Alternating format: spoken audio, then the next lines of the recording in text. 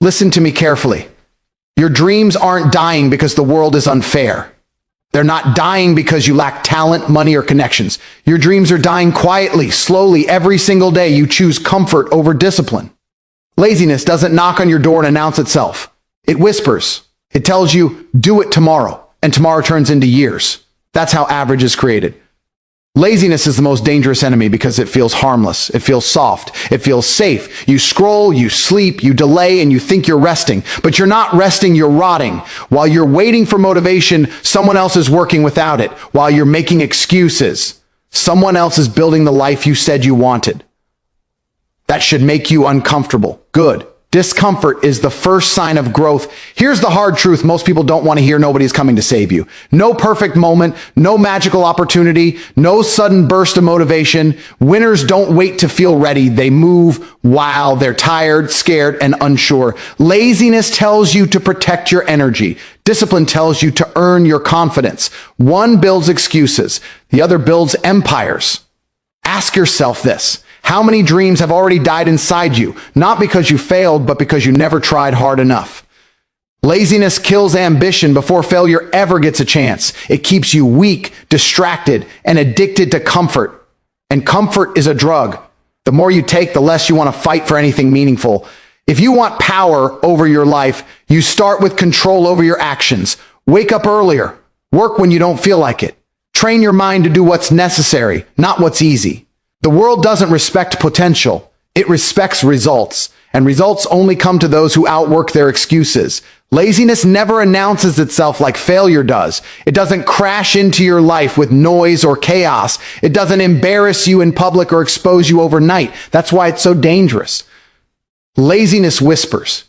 It speaks softly, politely, almost intelligently. It tells you you've worked enough today, even when you haven't started. It tells you you deserve a break before you've earned progress. It convinces you that tomorrow is guaranteed, that time is endless, and that urgency is optional. That whisper is the beginning of the end for most people's dreams. Here's the hook most people miss. Laziness doesn't look like doing nothing. It looks like staying busy with the wrong things. It looks like planning instead of executing, researching instead of starting, talking instead of building. It disguises itself as rest, as patience, as waiting for the right moment. And because it doesn't feel painful, people don't resist it. They welcome it. They trust it. By the time they realize what it has taken from them, years are gone. Laziness never tells you to quit your dream outright. That would trigger resistance. Instead, it tells you to delay it. Just one day, just 1 week. Just until you feel more confident, more prepared, more motivated. That delay compounds. Days become months. Months become excuses. And one day you wake up and realize the fire you once had is gone. Not stolen by someone else, not destroyed by failure. It faded because you kept listening to a quiet voice that said, later.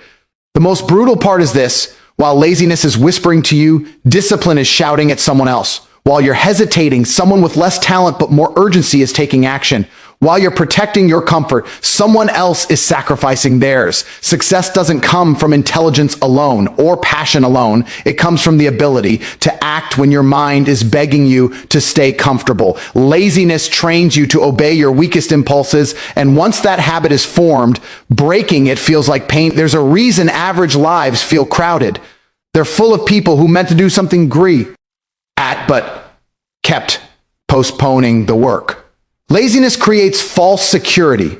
It makes you believe you're safe because nothing bad is happening.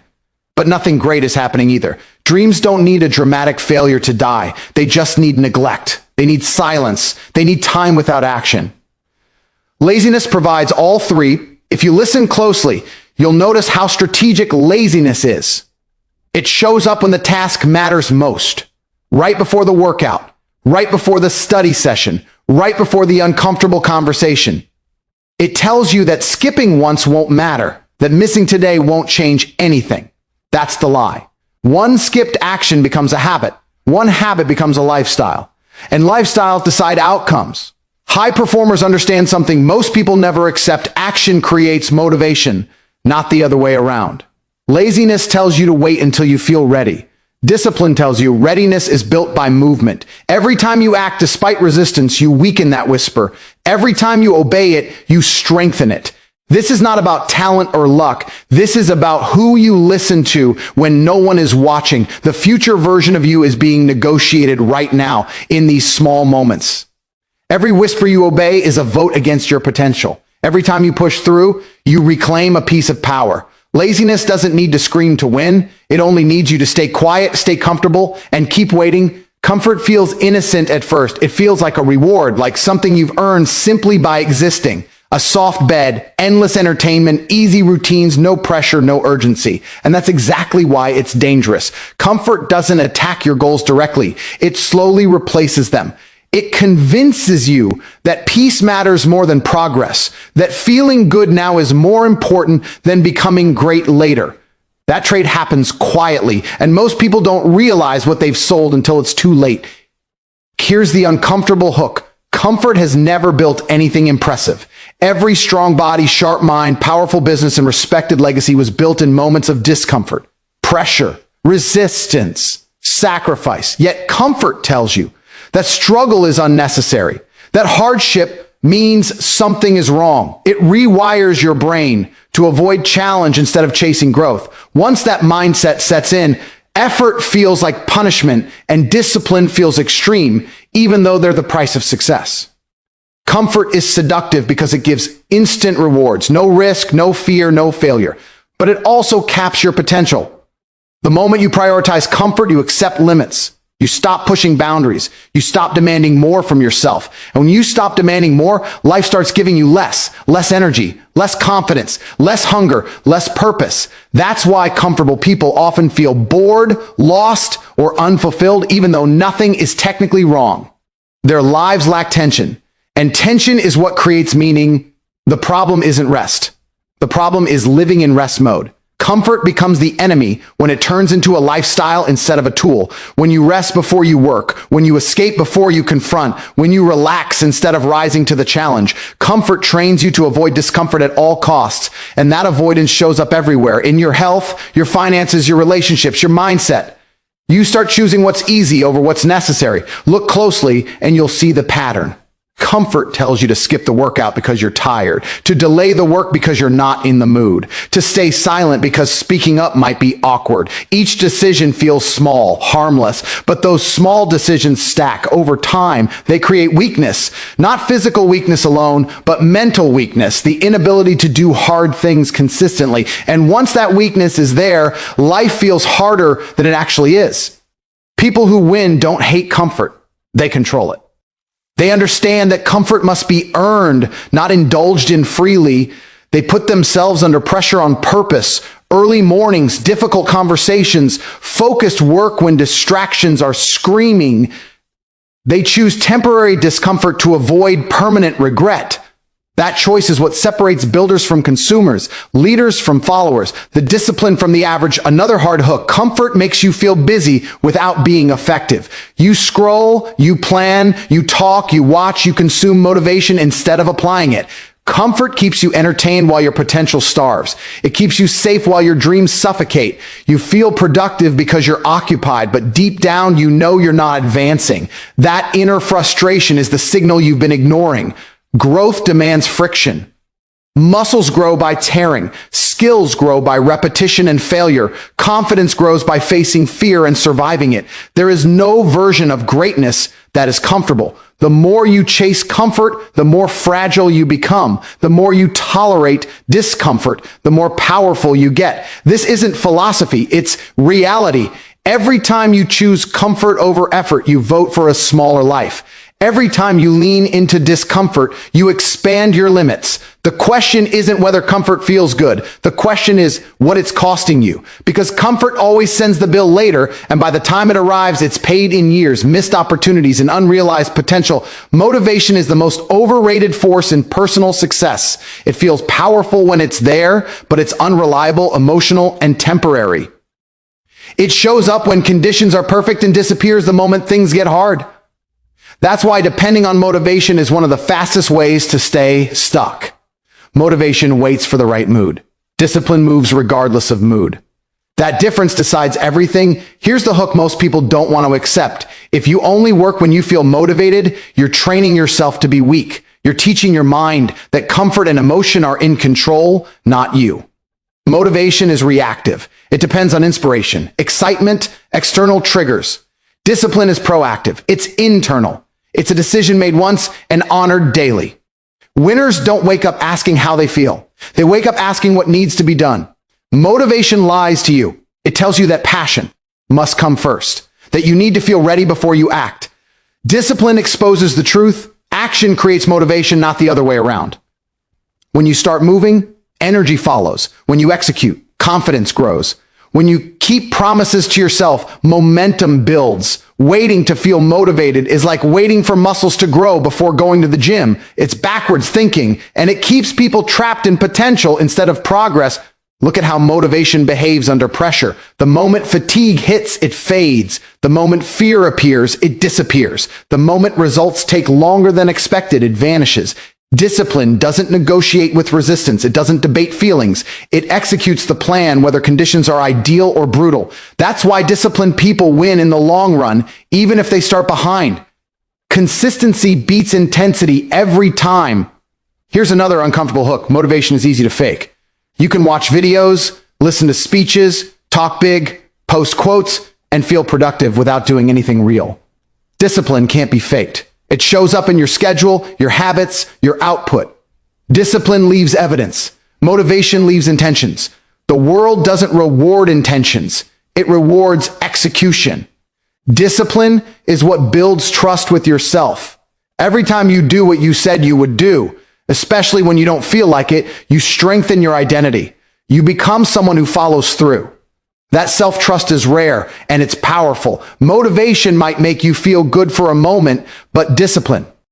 Changes how you see yourself, and how you see yourself determines how far you go. People often say, discipline is hard. That's only true at the beginning. What's actually hard is living without it. It's hard to feel stuck. Supervision to stay consistent. They operate from internal standards, not external pressure. When you accept full responsibility, excuses lose their power. Tired stops being a reason. Fear stops being a barrier. Lack of motivation stops being relevant. You do what needs to be done because the alternative is unacceptable. That mindset builds resilience. You stop seeing obstacles as unfair and start seeing them as tests, and tests, when passed, upgrade you. Another hook most people avoid: independence is earned, not given. Freedom comes from competence. Confidence comes from evidence, and evidence only comes from action taken without guarantees. No one hands you self-belief. You build it by showing yourself over and over again that you can rely on you. When no one is coming to save you, you become sharper, more focused, less emotional. You stop needing constant reassurance. You stop waiting for the perfect conditions. You act in imperfect ones. And that's where growth actually happens. This truth doesn't make life easier. It makes it real. And once you accept it, you stop living like a victim of circumstances and start living like the architect of your future. Excuses are attractive because they sound reasonable. They come dressed as logic, emotion, and justification. They tell you why now isn't the right time, why the conditions aren't perfect, why you're different, why your situation is harder. And the dangerous part is this: excuses don't feel like weakness, they feel like intelligence. They make you feel protected, understood, even validated. But while excuses are explaining, action is advancing. That difference decides who builds power and who stays average. Here's the hook most people ignore. Excuses don't stop the clock. Time keeps moving whether you act or not. The world doesn't pause while you're figuring things out. Results don't wait for your confidence to grow. Every excuse you make might feel harmless in the moment, but it quietly pushes your goals further away. One excuse becomes a habit. A habit becomes an identity. And soon, being someone with potential replaces being someone with results. Excuses build average lives because they lower standards. They teach you to negotiate with your commitments, to make promises to yourself, and then break them without consequence. Over time, that erodes self-respect. You stop trusting yourself. You start expecting less from yourself. And when expectations drop, effort follows. Average isn't created by lack of ability. It's created by lack of execution. Action, on the other hand, doesn't need perfect conditions. It works with what's available. It doesn't argue with fear or wait for clarity. It moves forward despite uncertainty. Action creates feedback. Feedback creates improvement. Improvement creates momentum. Momentum creates power. That chain never starts with an excuse. Another hard hook: excuses make you feel busy without being effective. You analyze, plan, complain, explain, and compare.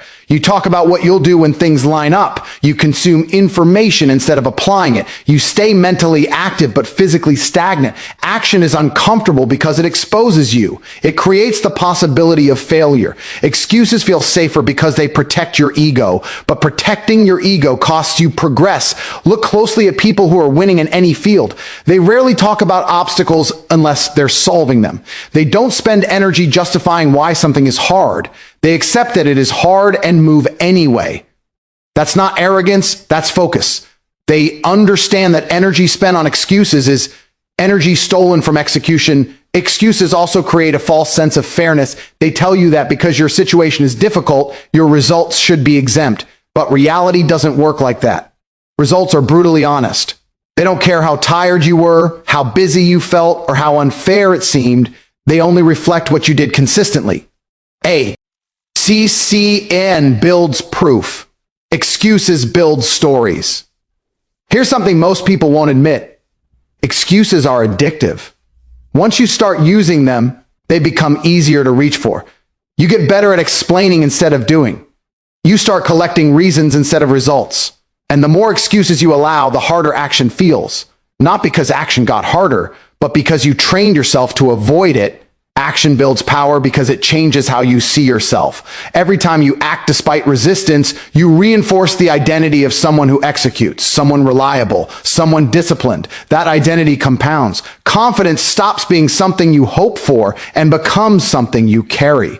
Power isn't loud. It's built quietly through repeated follow-through. There is no neutral ground between excuses and action. One always replaces the other. Every moment you're choosing which one to feed. Excuses will always be available. There will always be a reason not to do the work. The difference is whether you accept that reason or override it. Average lives are comfortable, explained, and predictable.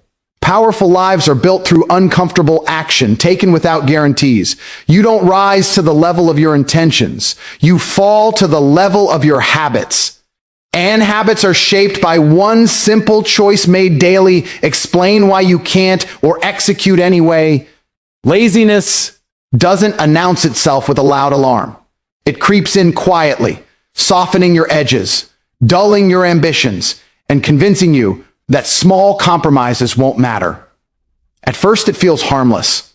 One skipped workout, one delayed project, one extra hour of scrolling. You tell yourself it's just a day off, just a moment of rest, just a tiny indulgence. But that tiny indulgence compounds. Laziness is patient, and it works in silence. It doesn't need a dramatic confrontation to destroy your future. It works by robbing you of consistent effort, day after day, moment after moment. That's why laziness is a silent killer of potential. Here's the hook most people overlook. Laziness doesn't wait for the perfect conditions to strike. It doesn't attack only the weak or the unmotivated. It targets everyone. The more comfort you allow, the stronger it grows. The longer you ignore it, the deeper it embeds itself into your habits. What starts as a minor convenience transforms into a lifestyle, and suddenly your dreams are no longer within reach because you've trained yourself to stop when effort begins.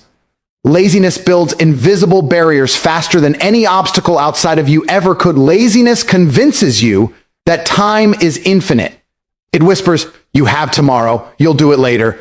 It's okay to wait." And that whisper is deceptively sweet because it feels harmless. But every time you obey it, you're choosing stagnation over growth. Every day you give in is another day your future self pays the price. Laziness isn't defeated by motivation or fleeting bursts of energy. It's defeated by consistent, intentional action, repeated until it loses its grip. That's the distinction between people who talk about success and those who achieve it. Another hook: laziness thrives on excuses, and excuses are its fuel. You tell yourself you're too tired, too busy, too unprepared, or too overwhelmed. You rationalize inaction with stories that make you feel justified. Meanwhile, the world doesn't wait. Opportunity doesn't knock twice because you were preparing for the right moment.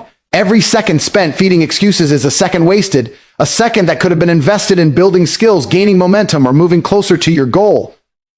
Laziness also masks itself as rest. But there is a difference between rest and surrender. Rest rejuvenates. Laziness sedates. Rest is intentional and strategic. It supports your growth. Laziness convinces you to stop before progress is made. It offers temporary comfort at the expense of long-term success.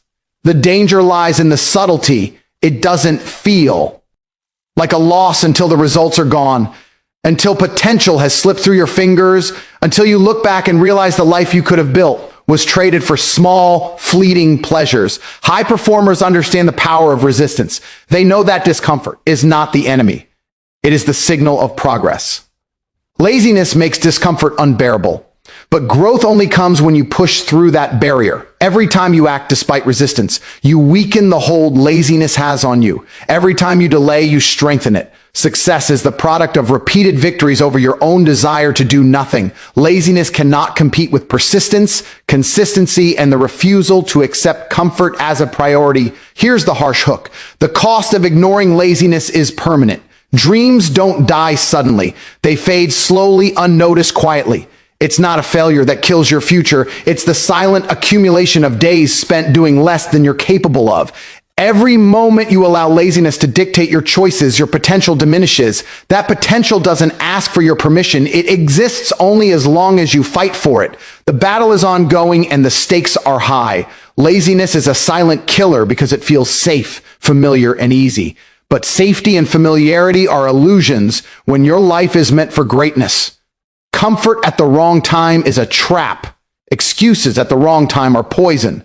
Delaying action is theft from your future self. Every small concession to laziness is a vote for a smaller life. The only way to reclaim your power, your ambition, and your potential is to confront it relentlessly, daily, without hesitation. Laziness may be quiet, but the cost of ignoring it is deafening. So hear this and remember it. Laziness is silent, but its damage is permanent. Kill it before it kills the future version of you, the stronger you, the richer you, the unstoppable you. Decide today that comfort will no longer control your life. Get obsessed with progress. Get addicted to discipline, because the moment you conquer laziness is the moment your dreams finally get a chance to breathe.